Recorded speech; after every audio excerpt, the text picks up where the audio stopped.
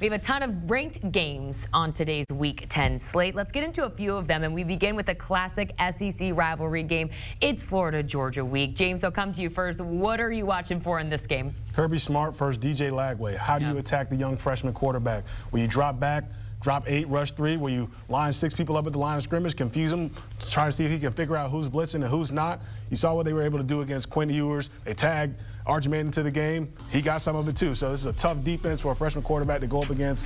It's going to be a hard matchup. We'll see how composed he is, see how well he decides to find his receivers and get the ball out quickly. Florida's defense, you guys, has been getting a bit better, generating takeaways lately, forcing 6 turnovers from opponents the past 3 games. You know, we know creating turnovers, as you alluded to, is going to be key, but how can they make things difficult for Carson Beck in this Georgia offense?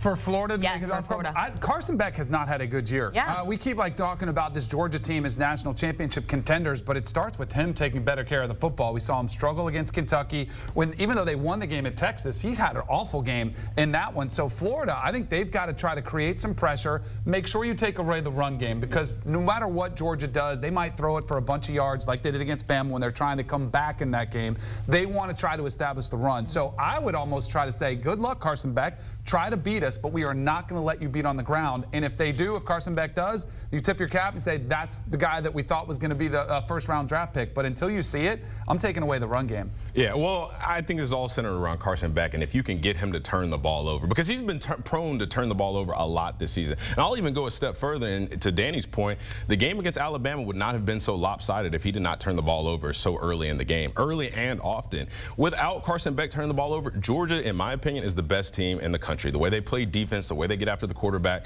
the run game with Trevor Etienne, they've got skill guys to throw the ball to. It's just about, can Carson Beck stop giving the football to the other team? I mean, we've heard it all the time. Ball security is job security. Well, they don't have anybody else that can step in for Carson Beck right now. So you have got to take the onus on yourself, take accountability, take the responsibility, and just stop giving the football away. Because again, if you do, Georgia is the best team in the country, hands down. Who told you guys that?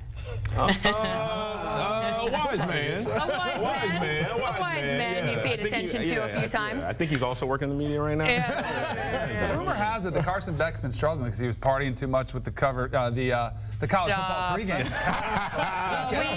It was a bye week. They're back in Athens. Well, you know, he met one of his biggest fans in McKenzie, so he's going to be motivated. He's going to be motivated. He's going to take care of the football today for our own Mackenzie Brooks. We had some kind words for him at team dinner last week. You're right. All right, you know, November will be a season-defining month for a ton of teams, Georgia included.